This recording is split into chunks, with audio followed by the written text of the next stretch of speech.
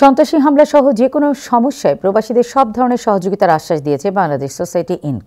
সম্প্রতি ওজন পার্কের লিবার্টি এভিনিউতে নিজ বাসার সামনে দুর্বৃত্তদের গুলিতে প্রবাসী বাংলাদেশি মামুনুর রশিদের আহতের প্রতিবাদে ওজন পার্কে বাংলাদেশ সোসাইটি আয়োজিত এক প্রতিবাদ সমাবেশে ঘোষণা দেন সোসাইটির নেতৃবৃন্দ।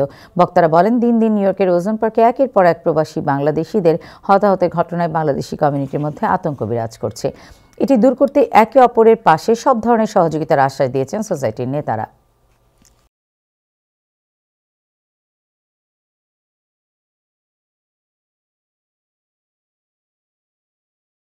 আমাদের যত প্রতিবাদ আছে, যতগুলো খারাপ কাজ আছে, এইগুলা থেকে বিরত রাখার জন্য সবার সহযোগিতা প্রয়োজন। লোকের সাথে আমরা যোগাযোগ করব।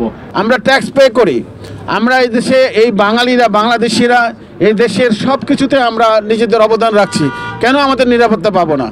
আমি আপনাদেরকে অনুরোধ করছি, আপনারা এই প্রসেসে এগিয়ে যান, আমরা আপনাদের সাথে থাকবো।